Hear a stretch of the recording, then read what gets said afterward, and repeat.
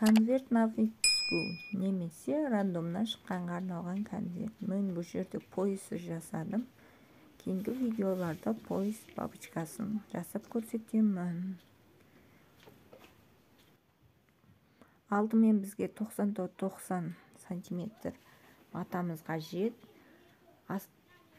3 мата қажет болады. Алдымен атлас мата, екінші синтепон мақта, үшіншісі астарлы матасы. Алдымен астарлы матасын теріс жағымен синтепонды беттестіріп тігіп шығамыз, 4 бұрышында айналдыра. Мен әдеге артығымен алдым, синтепоннан артық тұрсын. Қазір оны кесіп алып тастаймыз. Міне айналдыра тігіп шықтым. Енді осыны астарлы бетін қаратып, матамызды оң бетін беттестіріп тігіп шығамыз. Қалдыратын жерімізді карандашпен белгілеп қоямыз. Сол жерді тікпей қалдырып қоямыз. Себебі ол жерінен оң қаратамыз конвертімізді. Артық матамызды қазір кесіп алып тастаймыз.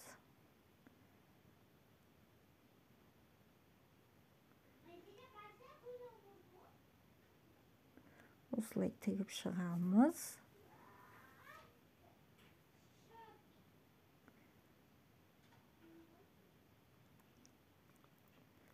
Тігіп шықтым, міне. Артық жерлерін алып тастадым мен уже. Енді оң қаратамыз. Оң қараттым. Жаңағы қалған жерімізді ішіне қайырып тігіп шығамыз. Мен бұрыштарын доғал қылып кесіп алдым. Себебі сол әдемі көріне ма дедім. Сіздер өз қалауыңызша. Мен келесіде 1 метр гефюр немесе кружев дейміз ғой. Сондай аламыз. Ортасын тауып аламыз оның. Ортасын конвертімізге қадап ап, астына 35 сантиметр, мына жақтан 35 сантиметр белгілеп алып, сол жерге дейін қайырып, ине қадап шығамыз. Әдемі көріну үшін жиырамыз.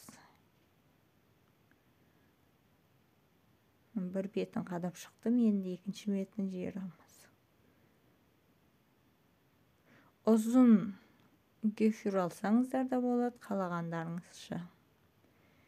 Енді осында гефюр алдым. Бұл жерде 1 метр гефюр.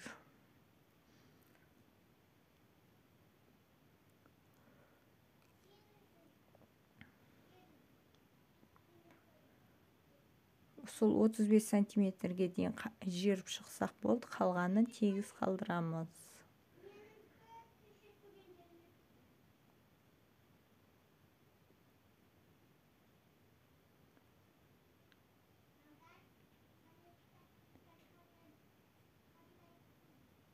Бүктеген кезде, яғни алдына түсіп, әдемі көрінеді. 1,5 метр алсаңыздар да болады, мен 1 метр ала салдым. Енді осы гефюрдің үстін бастырып тігіп шығамыз. Міне конвертіміз дайын болды. Видео ұнаса лайк басып, комментарий қалдыра кетіңіздер.